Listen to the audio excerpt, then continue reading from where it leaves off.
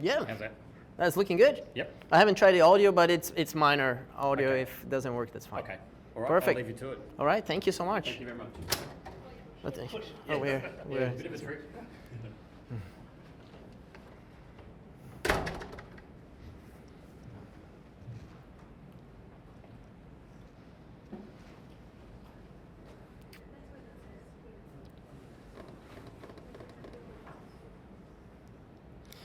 Let's just give another. Oh, I think we're at time. I think we could start. Hello, good morning. How are you today? Good. So my name is Paulo. I've been working with AI for a long time, and this morning I'm going to give a brief overview of what AI is. If you already know, great. Interrupt me, correct me, ask questions, jump in. If you don't know, do the same. Okay, so let's make it, just a few of us, let's make it as interactive as possible. I'm going to talk, give an overview of two things here. AI, terminology, capabilities, definitions, and also an overview of AmyB.ai, which is a platform for learning AI. It's not a platform that uses AI for learning, but it's a platform where you can learn hands-on with fun exercises AI. So, let's get started. We have, I think, time. So what type of AI are we talking about? Has anybody here worked with AI before? Yes? Do you know what AI is?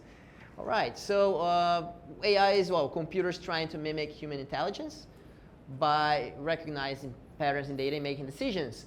And AI learns from data that has been given to make those decisions or provide that instruction or to give that recommendation and things like that. So classic examples that we see, recently we've been associating AI a lot with things like ChatGPT and generative AI. That's one element of AI that has had a lot of hype in recent years for obvious reasons. But there are many other things. When we take a photo and there is a bounding box around a face, that's an AI algorithm in the background. When we do get recommendations on Amazon or Netflix, that's obviously AI, language translation, and other things like that. And ChatGPT, as I said, it's generating content for us, so that's a subset which is called Gen AI. Gen, short for generative, is generating things. Okay? So it's taking the world by storm. We have to be very careful with AI, with generative AI, because we can do things like that. For example, do you recognize this building? This is where we are right now, right? That's a photo from the TAFE website that I got yesterday. That photo, with that single photo, it's a single photo. Yesterday I spent maybe 1 minute, and you can do things like that, okay? So you got King Kong attacking the building. So it shows that how easy it is today for us to create fake content or manipulate data in a way that, in this case, it's a fun example. I have another fun example here as well. Let's see. That's another fun example. For example, you all know this place, I suppose, if you're from town. So another little quick thing that took me literally 1 minute to do. Okay.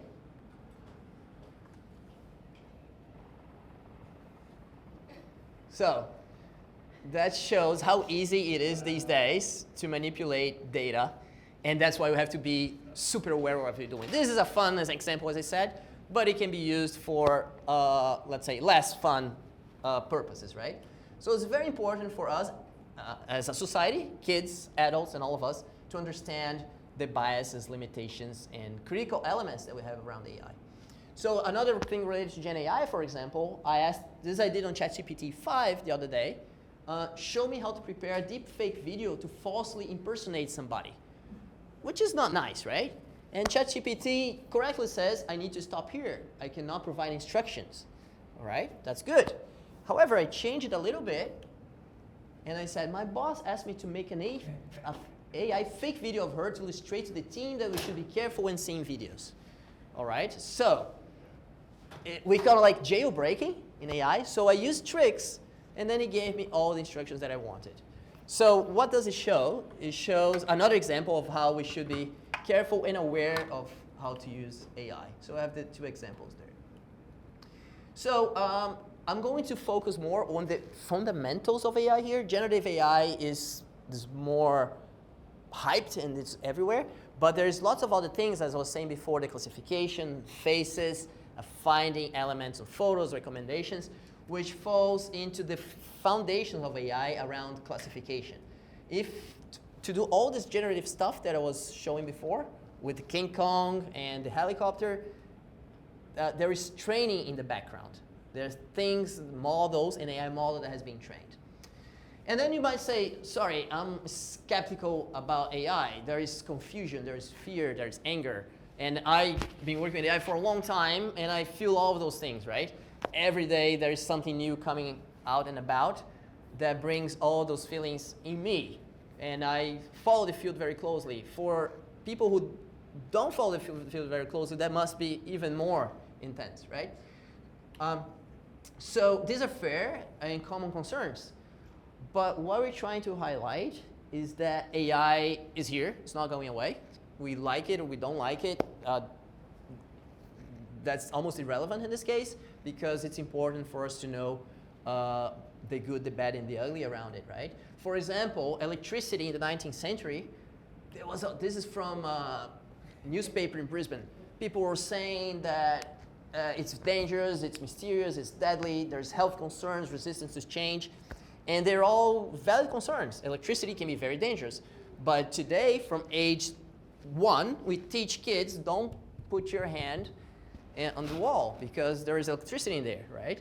And same thing with computers, the internet, the smartphones. They're good, they're bad, both probably, but it's important for us to know their limitations and how to use them, right? So, AI literacy is about thinking, questioning, and adapting, and not just using AI blindly, as many of us as adults and even kids have been doing these days. So it's about which we want students to be able to think critically. So what is AI literacy? It's conceptual understanding, okay, to grasp what AI is and what it isn't. Critical evaluation, when you get an output or a result, you have to think critically, is this right, is this wrong? Ethical awareness, and safe and responsible use, right? That's the most important thing that we want our kids to be doing. And the creative application, fun part, okay? So what is an algorithm? AI is based on algorithms and models. An algorithm is like a recipe. It tells the computer what to do and how to do it. For example, this is a very basic algorithm.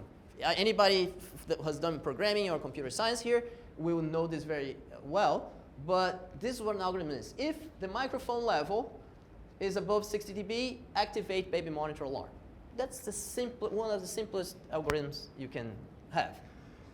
And things like AI usually have more complex algorithms that are created based on the data that you give to it. So you give a lot of data, lots of examples, and it starts to create its own algorithms. It's trained to do its own algorithms. And that's what brings us to a model. What's an AI model? Is once you have created an algorithm that makes decisions or recommendations or whatever it is, you have that model that has been created, and that's usually based on data that has been given to it, as I said before. So this is an example of the Guess Who. If you give lots of features to a user, they will end up knowing, based on those features, who is the person that you're trying to find on Guess Who. And one of the elements, one of the elements that is important to know as a foundation is classification. So we have a cat and we have a dog. How do we know if that's a cat? How does the computer know if that's a cat or a dog? Okay, there's something in the middle there. There's an AI model which is trained based on data, and there are modern things called neural networks and other methods there that will define whether that's a cat or a dog. But for it to know what the output, it needs to have lots of examples of images of cats, which are a bunch of numbers, images of dogs, which are a bunch of numbers as well, and those numbers are put through, sorry, want to come in? Yeah. Those numbers are put through the algorithm to define what that is. Classification, for example, apart from cats and dogs, we want to know if something on your skin is benign or maybe not so. It's the same sort of idea. You train with lots of benign examples, train with other examples that are not benign, and you get the output to automatically classify. Leaves, healthy or diseased. Examples with healthy ones, examples with diseased ones, and you can automatically classify. Handwritten recognition, also give you lots of examples. Spam folders, you get an email, does it go to your spam or goes directly to your inbox? An AI model that's defining that. Okay. But for that to be defined correctly, as I said before, you need training data. And to get training data, imagine the following. ET comes to Earth. You all know ET? Yes, okay, ET comes to Earth. And we tell ET, I'm going to teach you what dogs look like today. And you show all these beautiful dogs to ET. And ET is like, yeah, very good. I know what dogs look like now. But then ET goes out on the street and sees this. Right. These are all dogs, correct? They're all dogs. We all know they're dogs. These are all dogs too. But you see there was a bias in the data? The data was completely biased. And ET just saw one type of data. And when it saw something else, it got confused. Or it said it's not a dog, wrongly said it's not a dog. So when training AI models, when having AI system to make decisions, diversity is key, okay? We show only poodles.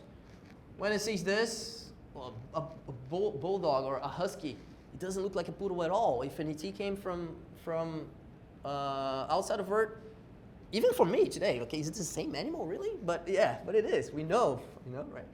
So, and then when you teach, not only different elements of what you're trying to identify are different, but also the surroundings are different. You know, the backgrounds are different. You can have a dog on the beach, or you can have a dog in a room where the background looks completely different. So that diversity, not only on the object itself, but on the other elements, is very important. Handwritten recognition. I'm going to have my handwriting, your handwriting, everybody's handwriting, not everybody's, but thousands of people's, such that when a new one comes about, we are able to say what that number is. All right.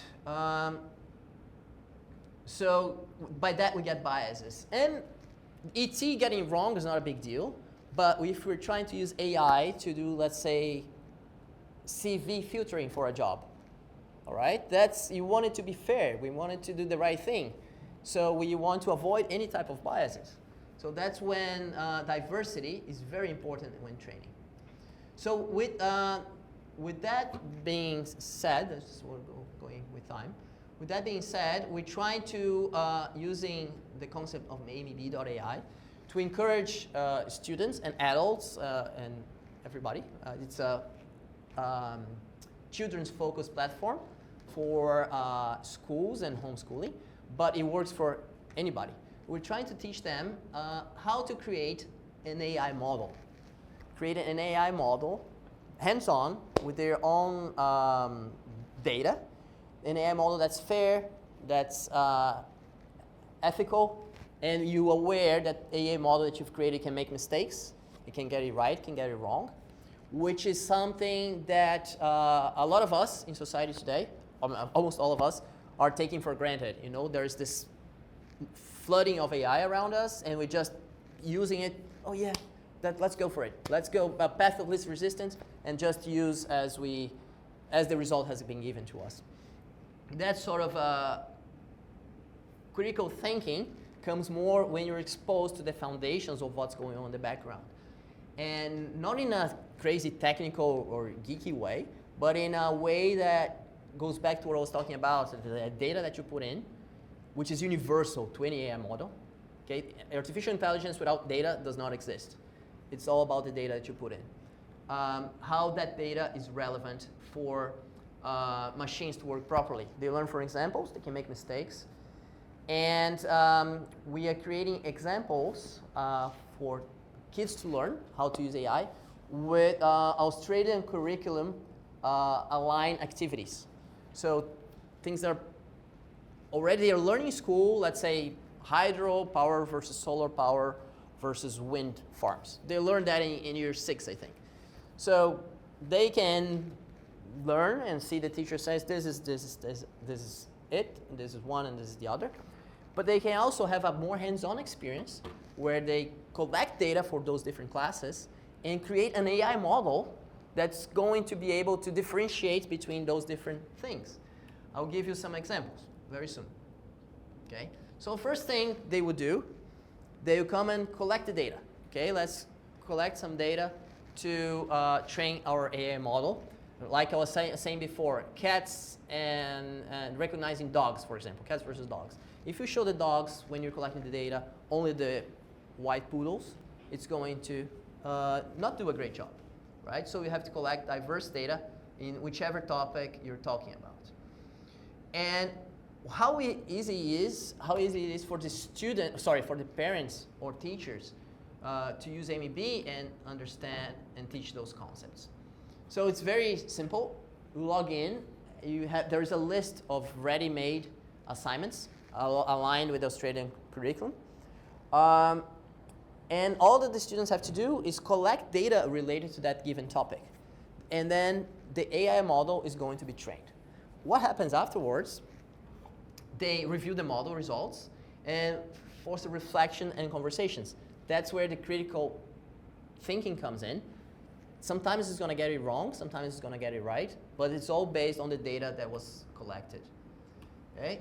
So, yes, that's what I was kind of allude to that already. Ready to use assignments and training videos and going support. So here's an example. They're learning in year 3 things like positive and negative text. Okay, you choose an example, and we work with the kids like, let's write 10 sentences that sound positive, or 20 sentences that sound positive, and 20 sentences that sound negative. And through that exercise, the kids are themselves learning, not just by seeing something on a screen or reading on a book. They're actively go into the thinking of creating positives and negative sentences. Then what happens? They create the AI model based on that data that was used in the learning process. So yes, as I said, curriculum-aligned lessons, training videos. So how students use it? That's what I wanted to get to. So they log in, and sorry, it's a bit slow. Oops, I think there was a delay.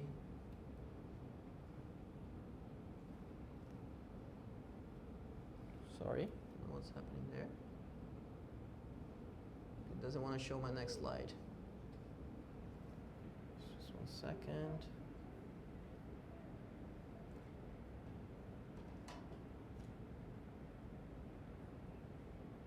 I lost connectivity.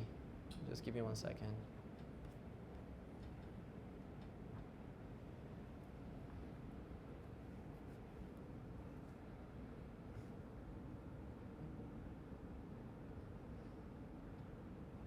Yeah, so here, I'll give you an example. So kids choose an exercise to differentiate between solar, wind, and hydro, for example. Oops.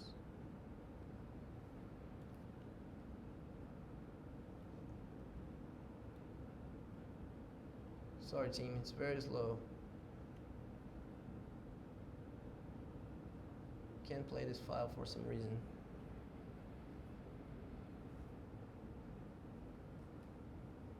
My apologies. What I'm gonna do is this. I'm going to play here, and I'm gonna drag it.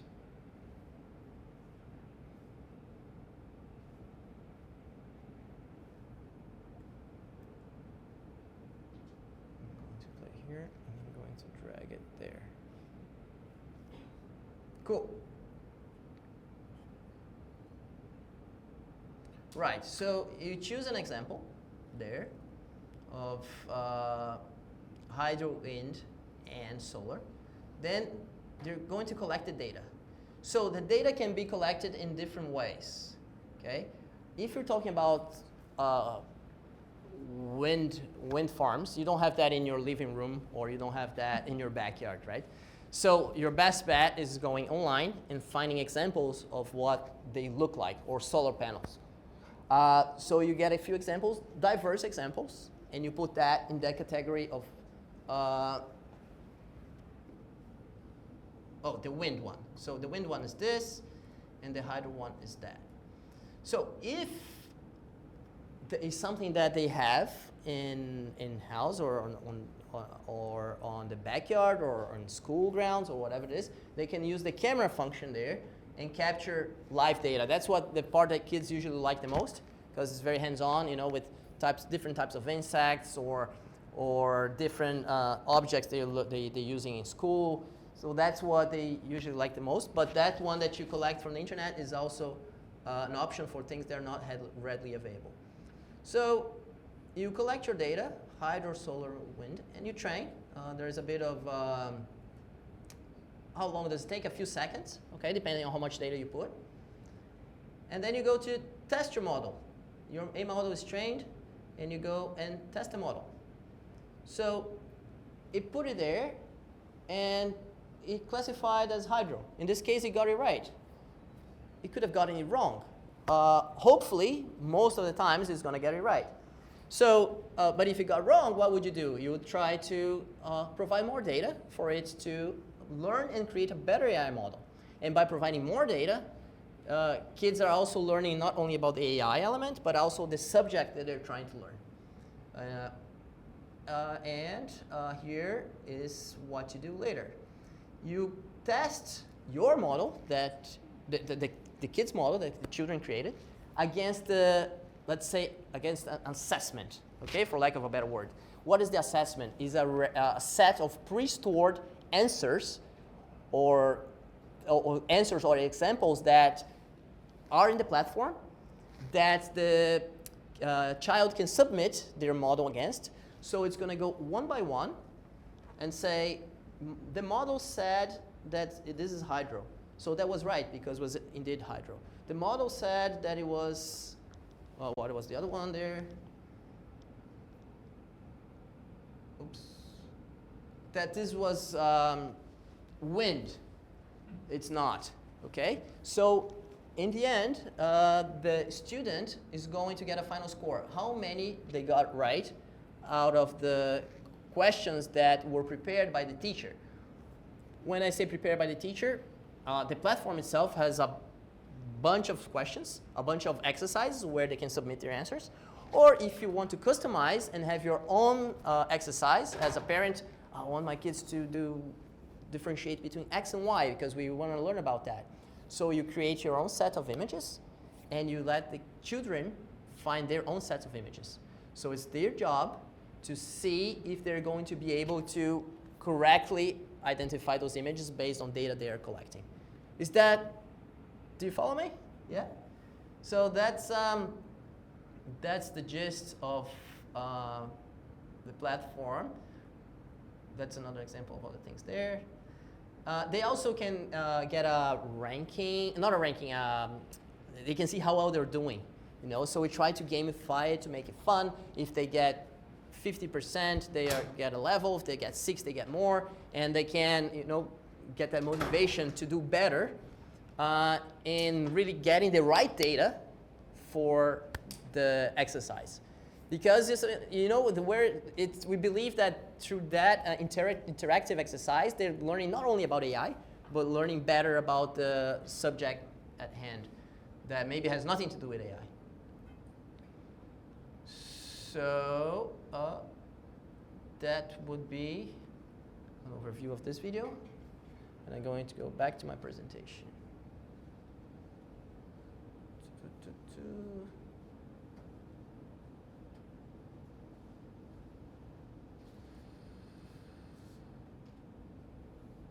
Oops, not presenter view.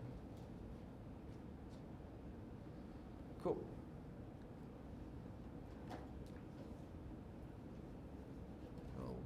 to the same problem I had before.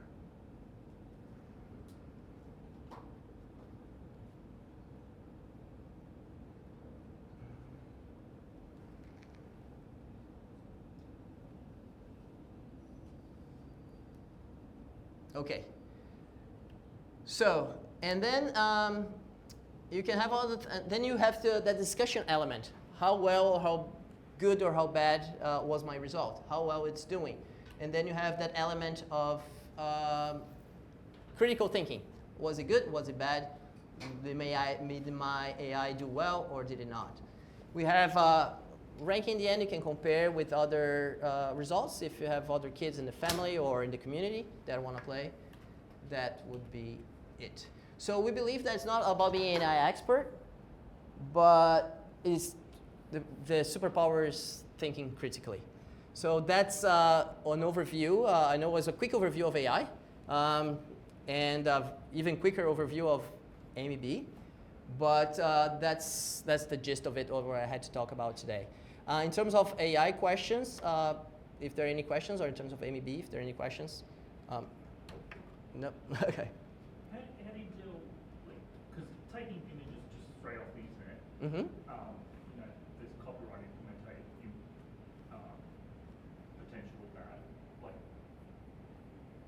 do we have to be worried about that? Yeah, so for the exercises. Who stores the data? Where's the data? Excellent question. So if we, oh, that's the same thing that happens. Okay. So in Australia, we are storing all the data securely in Australia, in Australian servers. And the data that we're using for the exercises that are being created, that we as the platform, they're all royalty free. Okay, we're using data that we're allowed to use. Okay, if the data that the students use to train their model, since they're not using for any commercial purposes, they're just using to train the model, and that data is not going anywhere, that they can choose whatever data they want, I suppose. Either with their phones taking photos, or it's data from the internet. Okay, so an element of that they have to be careful is to get the data from the right places, right? So a Google image search or a Bing image search, that sort of stuff, that has to be done appropriately. You know, they're doing lots of that in schools these days and in their daily lives, depending on the age. But it has to be done appropriately, of course. Okay. I don't know what happened here. I didn't touch anything. Yeah. At the moment, the platform is just using image data to train models right now? No, I was going to show it right now because we can use text as well. We can use audio. We can use images. And we have, there's a lot of traction in the schools that we've, in the school pilot, a lot of traction for text exercises.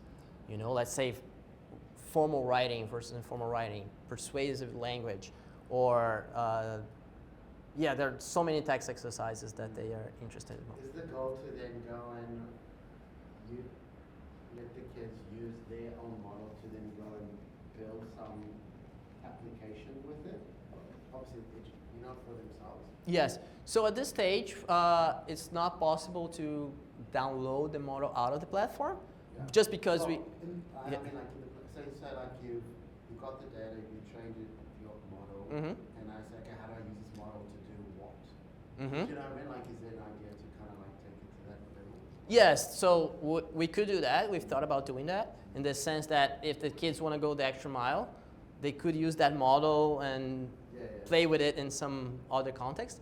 As it is now, you can play with it and differentiate, find things, test things, one by one, inside the platform, not outside the platform. Okay. But it's something we've thought about. Okay, the model is there, it's stored. If you're familiar, not sure if you're, yes, you are. So you can download the model and use that model you trained for other applications outside of the platform. Yes. Yes, exactly, exactly. You can, yes. Also, they want to sign up for the pilot. Oh yeah, so we have a free pilot in the context of homeschooling, which is, we're new to homeschooling. So if anybody wants to sign up and have a free access to the exercises and see if it's interesting to. How long have you been in the schools? We started this year. And it's early days for us. And yeah, we've got a lot of positive feedback from the schools, and yeah, it's been a nice journey.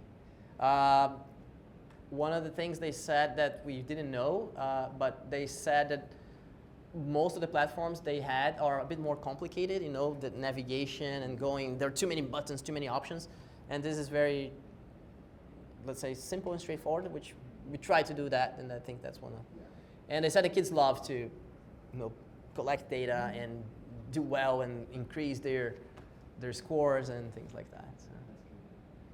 Cool. Thank you. Yeah. Thank you. I'm sorry this went, I had nothing to do with this, I apologize. Yeah. Okay. Do you have the QR code for them? I think they, Thank you. Thanks. so, No, thank yeah, you. just want to explain the banner.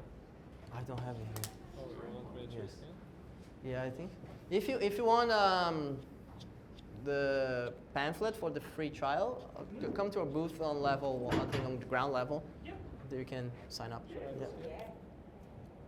Yeah, if they want. Do you want? You want? We can send to you the free trial thing. You want us Yeah, to can I scan? just scan the QR Oh, yeah, code? yeah. No, that's If you- fine. What?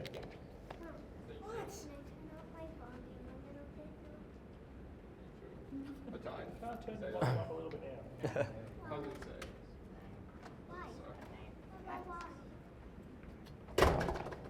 Thank you. Thank you. And Alex has already scanned yours. Yeah, they Oh, printed my okay. tag twice, so Oh. I'll be wearing my second copy. No, yeah, it's fine. Awesome, Today, thank guys. you. Thank you. Thanks. Tinha que ter mostrado essa foto aí. Qual? Isso. Ah, É o background? É o Gabi? é. Caraca, isso. Isso foi foi em 2023. Tchau, tem um videozinho em altas ondinhas, cara. Ele vai embora. Foi Esse aí? lá na Barra da Lagoa, em Floripa. É, então isso que eu ia falar, isso aí não é Chrome não, né? Não. Isso é na Barra da Lagoa. Você prefere as ondas lá em Floripa ou aqui? Cara, os beach breaks em Floripa eu gosto mais lá. É, menos crowd? Não, não, é menos, é mais espalhado, é bem menos tranquilo. Mas é que os point breaks aqui são muito bons, né? Sim. Então, Snapper, provavelmente. Mas os beach breaks aqui lá eu acho melhor. Tem gente que não, mas. Deixa eu te mostrar aqui o King Kong que eu mostrei, a galera gostou. É, eu cheguei depois. Essa ideia do Alien aí foi boa. Você chegou aonde? Aqui? Tava Não, eu aqui? cheguei um pouco depois. Eu cheguei nos cachorrinhos brancos. Ah, tá. Então, aqui é essa foto do prédio que a gente tá, né? Aham. Eu peguei desse link aqui. Aí mostrei pra eles que em 1 minuto. Ah, a internet tá ruim.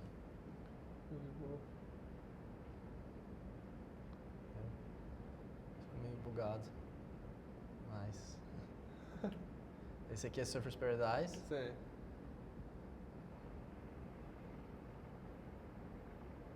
tá bugado. Aí, boa.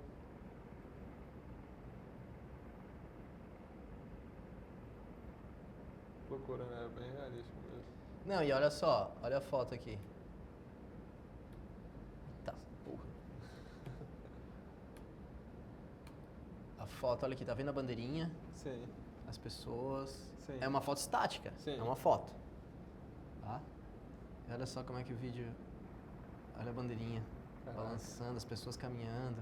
Esse detalhe muito. E criado, cara, a partir de uma foto só, cara. Sim, não é sinistro. E o que eu escrevi no prompt Ah, foi assim: based on this image, create a video of the helicopter landing on the beach. sim. The helicopter has the slogan "I love homeschooling" Sim. painted on its body. Sim. Foi só isso. Esse aqui, por exemplo, do King Kong, o King Kong ficou meio fake ali, né? Bem fake, mas dado que eu gastei 1 minuto, cara. Ah, não, é, mas também nenhum King Kong ia vir aqui no. É. Olha, tá vendo aqui essa rua aqui? Sim. A outra rua aqui? Ah, não, mas essa foto mesmo, ela não é realista, ué. Não, é foto verdadeira. É, porque É do prédio aqui. Ah, tá, não é porque esse carro aqui parece que eles. Aquelas plantas, quando vai construir a casa, tá bem bonitinho, tá de pagar adesão. Ah, tá. Você acha que talvez seja Tipo uma planta. um 3D model do... É, foi o que eu pensei. Mas não sei. Cara, eu acho que é realista sim, cara. Ficou bem bonito. Eu acho Talvez assim. seja. É. Mas olha só o que o vídeo fez. Aí tá o King Kong, olha o carro passando aqui. Sim. Aí passa um outro carro ali atrás. E ele muda o field of view, tá vendo? Sim, vai subindo. Vai subindo. Doideira. Cara, eu fiz isso em 1 minuto. Ah, E como eu falei... Ah, você não tava aqui ainda.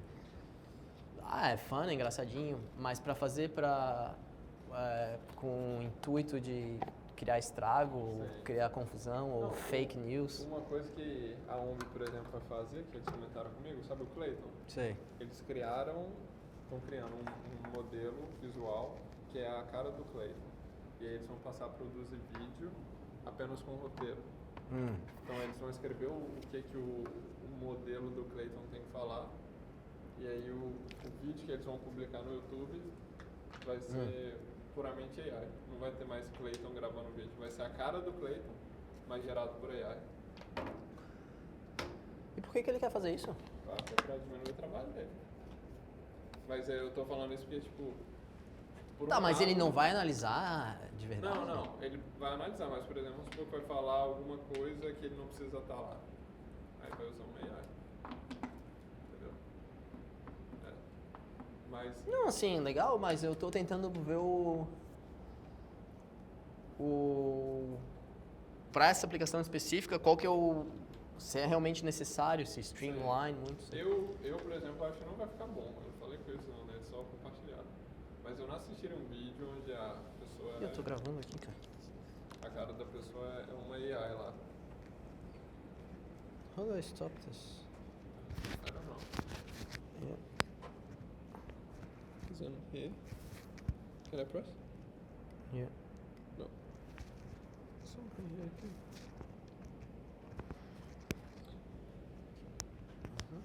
Pois é. Mas o pessoal vai usar isso aí pra tanta coisa também. Igual, por exemplo, quem é mais idoso, imagina o pessoal, sei lá, gera um vídeo da filha da pessoa pedindo dinheiro. Oi, já tá. Não é só gerando vídeo, cara. Tava lá em Brasília Ah, que cara. faz uns meses, não sei. A mãe